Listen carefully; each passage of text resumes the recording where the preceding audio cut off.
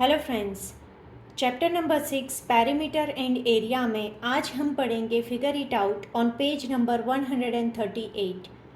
आपने अभी तक मेरे चैनल को सब्सक्राइब नहीं किया है तो प्लीज़ ज़रूर से कीजिए। ठीक है, आगे बढ़ते हैं।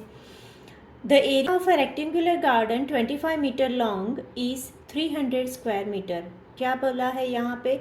रेक्टेंगुलर गार्डन है, ठीक है, उसका एरिया कितना है? 300 स्क्वायर मीटर है और उसकी लेंथ लॉन्ग कितना है? 25 मीटर है। What is the width of the garden? हमें क्या फाइंड आउट करना है? उसकी विड्थ फाइंड आउट करनी है।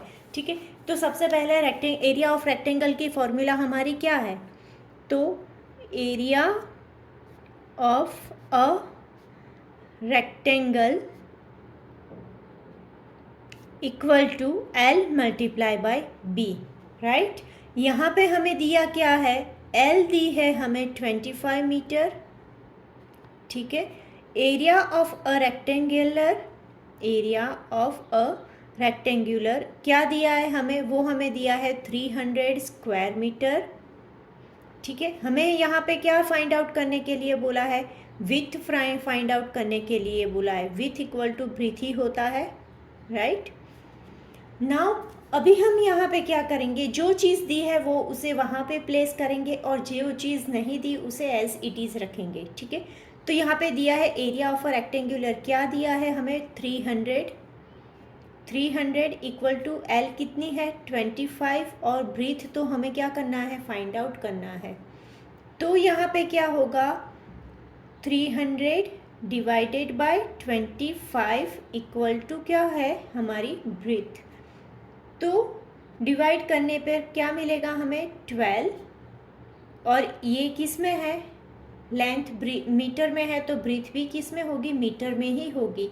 यानी कि the width of the garden, the width of a garden is 12 metre.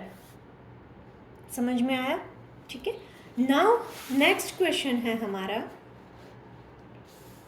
what is the cost of tiling a rectangular plot of land 500 meter long and 200 meter wide at the rate of 8 rupees per 100 square meter? यहाँ पे ये चीज़ बहुत ही ध्यान में रखनी है कि 8 rupees किस पे लगता है? 100 स्क्वायर मीटर पे लगता है, ठीक है। सबसे पहले तो हम क्या करेंगे? हमें जो दिया है वो यहाँ पे लिखेंगे, ठीक है। हमें दिया क्या है? लैंड में L दी है, कितना है? 500 मीटर, ठीक है। उसके बाद में हमें B दिया है, क्या दिया है? विथ दी है 200 मीटर। उसके बाद क्या दिया है? उसके बाद हमें दिया है पर 100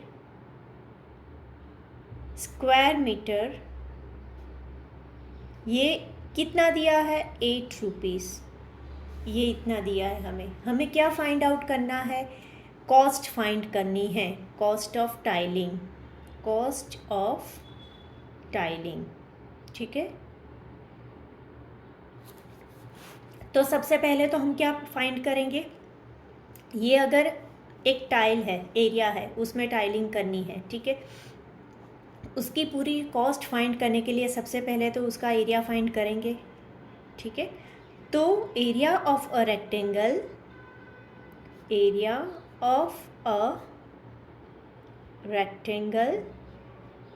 equal to L multiply by B। तो क्या होगा? 500 मल्टीप्लाई बाय 200, ये पूरा क्या हुआ? 0 0 0 0 एंड 10 स्क्वायर मीटर, राइट। कितना होता है हमारा? 1 लाख स्क्वायर मीटर। अभी हमें क्या बोला है? पर 100, यानी कि इसका मतलब क्या हुआ? अगर 100 स्क्वायर मीटर है, ठीक है, 100 स्क्वायर मीटर पे मुझे कितना रुपीस लगता है? यहाँ पे रुपीस मुझे 8 रुपीस लगता है। ये क्या है? Square metre. 100 स्क्वायर मीटर पे मुझे 8 रुपीस लगता है, तो 1 लाख स्क्वायर मीटर पे मुझे यहाँ पे कितना लगेगा? इक्वेशन हमें ऐसे रखना है, ठीक है। अगर 100 स्क्वायर मीटर, यहाँ पे यही चीज़ मेन है, 100 स्क्वायर मीटर पे 8 रुपीज़ लगता है, तो 1 लाख पे कितना लगेगा? तो इक्वेशन कैसे बनेगा? 8 multiply by 1 lakh divided by 100, तो क्या होगा? 0 0 कट, यानी कि मुझे कितनी कॉस्ट पड़ेगी? ये पड़ेगा मुझे ₹8,000। सो द tiling cost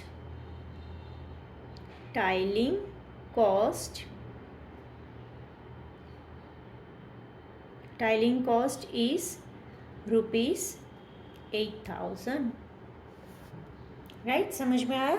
उसके बाद हमारा नेक्स्ट क्वेश्चन है 3. A rectangular coconut grove is 100 meter long and 50 meter wide. If each coconut tree requires 25 square meter, what is the maximum number of trees that can be planted in this grove? अभी हमें क्या दिया है? सबसे पहले तो हम क्या करेंगे, यहाँ पे ग्रोव का एरिया देखेंगे, ठीक है? यहाँ पे सपोज एक ग्रोव दिया है, ठीक है? उसकी हमें लेंथ दी है 100 मीटर एंड विथ दी है 50 मीटर, ठीक है? और यहाँ पे क्या बोला है? एक coconut tree suppose 25 square metre में ग्रो कर रहा है, तो ऐसे कितने कोकोनट ट्री यहाँ पे फिक्स होंगे? तो यहाँ पे सबसे पहले हम क्या करेंगे? सबसे पहले इसका एरिया फाइंड आउट करेंगे और फिर हम इक्वेशन रखेंगे। इक्वेशन रखने के बाद हमें पता चलेगा कि हमें मल्टीप्लाई करना है कि डिवाइड करना है, वही चीज़ मेन है यहाँ पे, ठीक है? तो सबसे पहले क्या फाइंड करेंगे? Area of a rectangle, area of a rectangle equal to L multiply by B। तो L कितना है? 100 metre multiply by 50 metre, right? तो क्या होगा हमारा? 5 के पीछे 30, 5000 स्क्वायर मीटर होगा हमारा, ठीक है? अभी हमें क्या करना है? अभी हमें क्या दिया है कि ये क्या हुआ? उसका एरिया है, ठीक है? हमें दिया क्या है? 25 स्क्वायर मीटर एरिया में 1 कोकोनट ट्री ग्रू होते हैं, ऐसा हमें दिया है। तो हम इक्वेशन कैसे लिखेंगे? स्क्वायर मीटर कितना है? स्क्वायर मीटर 25 स्क्वायर मीटर में कितने ट्रीज ग्रो होते हैं? 1 ट्री ग्रो होता है। तो कितना एरिया है? टोटल एरिया हमारे पास कितना है? 5000 है, तो उसमें कितने ट्री ग्रो होंगे, राइट? तो यहाँ पे क्या होगा? 5000 मल्टीप्लाई बाय 1 डिवाइडेड बाय क्या होगा? 25। तो इसका आंसर क्या आएगा मेरा? इसका मेरा आंसर आएगा 5 2 ज़ा 50, 200 क्या होंगे मेरे? ट्रीज ग्रो होंगे। हमने क्या फाइंड आउट किया? ये ट्रीज फाइंड आउट किया। समझ में आया आपको? ठीक है, तो आंसर कैसे लिखेंगे? 500 स्क्वायर मीटर एरिया में 500 square metre area can grow 200 coconut trees, right? समझ में आया? इतने एरिया में हम कितनी कोकोनट ट्री ग्रो कर सकते हैं? 200 कोकोनट ट्री, ठीक है? नाउ इसके बाद का next, by splitting the following figure into rectangles find their areas, all measures are given in metres. अभी यहाँ पे क्या दिया है? ये जो मेजर्स है वो हमें मीटर में काउंट करने हैं, वो तो ठीक, लेकिन ये फिगर को हमें स्प्लिट कैसे करना है? ये इस फिगर को हमें स्प्लिट करना है रेक्टेंगल में। यहाँ पे स्पेशली बोला है कि स्प्लिट इनटू रेक्टेंगल। किस में स्प्लिट करना है? रेक्टेंगल में। तो सबसे पहले हम फर्स्ट फिगर देखेंगे, ठीक है? अभी ये जो फर्स्ट फिगर है, ठीक है, फर्स्ट फिगर में देखिए, रेक्टेंगल अगर मुझे बनाना है तो ये एक रेक्टेंगल बनेगा, रेड पेन ले लेती हूँ, ये एक रेक्टेंगल बनेगा, ठीक है? अभी दूसरा रेक्टेंगल कैसे बनेगा? तो देखिए, यहाँ से मैं ऐसे कर दूँ, ये लाइन ड्रॉ करूँ, तो मेरा ये एक रेक्टेंगल हो गया, ठीक है? और उसके बाद यहाँ से अगर मैं ड्रॉ करूँ तो ये भी एक छोटा सा रेक्टेंगल हो गया, और ये भी एक रेक्टेंगल ही है, ठीक है? हो गया। ये मेरा क्या बनेगा, ये रेक्टेंगल नहीं, अगर मैंने ये किया तो ये मुझे क्या बनेगा, ये मेरा स्क्वायर बनेगा। ठीक है, कैसे भी करके हमें टोटल एरिया इसका फाइंड आउट करना है। अभी सपोज़ यहाँ पे देखिए, यहाँ पे अगर ये 3 मीटर दिया है, ठीक है, ये एरिया 3 मीटर दिया है, तो ये इसका हाफ इतना 3 हुआ। अगर टोटल 4 है, इतना 3 है, तो आगे का ये कितना हुआ, ये 1 हुआ। ठीक है, आया समझ में। अभी यहाँ पे यहाँ से यहाँ तक का कितना दिया है, 4, और यहाँ से यहाँ तक का कितना दिया है, हमें 3 दिया है। यानी कि ये जो पूरा टोटल है, ये यहाँ से लेके यहाँ तक का एरिया, ये पूरा कितना होगा मेरा, 7 होगा, 3 + 4, राइट। इतना समझ में आया ना। ठीक है, अभी यहाँ पे आता है तो देखिए, ये तो है हमारा 1, ये तो कंप्लीट हो ही गया 1। अभी यहाँ पे ये 2 मीटर है, तो यहाँ से यहाँ तक का इतना, ये हमारा कितना होगा, ये 2 होगा, और ये 1 है, तो यहाँ पे ये कितना होगा, 1 होगा, राइट। इतना समझ में आया। अभी देखना, अभी देखो, यहाँ से यहाँ तक का एरिया, सपोज़ ये टोटल 3 है, यानी कि यहाँ से यहाँ तक तो 3 है। अगर ये 2 हुआ तो ये 1 हुआ। ठीक है, ये कितना है, ये 1 है, और ये एरिया तो हमें दिया ही है 4, यानी कि ये टोटल एरिया हमारा यहाँ पे क्या हुआ, 5 हुआ। समझना ही बहुत ही ज़रूरी है। ठीक है, क्योंकि अभी इसके ऊपर हम एरिया निकालेंगे। अभी देखिए, इसको हम क्या नाम देंगे, ये है हमारा फर्स्ट एरिया, ये है हमारा सेकंड, इसे हम देंगे थर्ड, एंड इसे हम देंगे 4, राइट। अभी हम फाइंड आउट करेंगे area of a first rectangle equal to L multiply by B। अभी L कितनी है इसमें, फर्स्ट में देखिए, हाँ ये बाकी रह गया हमारा, ये यहाँ से यहाँ तक का। देखिए अभी यहाँ से यहाँ तक का 3 है, ठीक है, ये टोटल हमारा कितना हुआ, 5। अगर 5 में से 3 माइनस करूँ तो ये कितना होगा मेरा, 2। L कितनी है मेरी, यहाँ पे 2 हुई, ये 2 हुई, यानी कि 2 multiply by 1 equal to 2 square metre हुआ। ठीक है, समझ में आया। ये मैंने 2 क्यों कैसे लिखा, कैसे मेरा आया, वही समझना। अगर आपको समझ में नहीं आए तो रिपीट करके फिर से देखना कि कैसे इसको 2 काउंट किया और इसे 1 काउंट किया। ये तो 1 है ही, लेकिन ये 2 काउंट किया, और यहाँ पे 5 कैसे काउंट किया, और यहाँ पे टोटल 7 कैसे काउंट किया। ठीक है, उसके बाद का है area of a second rectangle. Second rectangle में क्या आएगा, उसके यहाँ पे सेकेंड क्या है, यहाँ से ये क्या है मेरा, 2 है, ब्रीथ मेरी है 2, एंड लेंथ कितनी आएगी, यहाँ से यहाँ तक की लेंथ हमने कितनी काउंट की, वो काउंट की है 5, यानी कि 10 स्क्वायर मीटर, राइट। समझ में आया इतना। ठीक है, अभी क्या करेंगे, नेक्स्ट आएगा मेरा area of a third rectangle. Third rectangle में एरिया क्या आएगा मेरा, कौन कौन सी चीज़ है यहाँ पे, ये है 1, ब्रीथ है इसकी 1, राइट, एंड लेंथ इसकी कितनी है, देखिए 7 हमने काउंट की थी, राइट। 3 + 4 कितना हुआ हमारा, 7, यानी कि 7 स्क्वायर मीटर हुआ ये, राइट।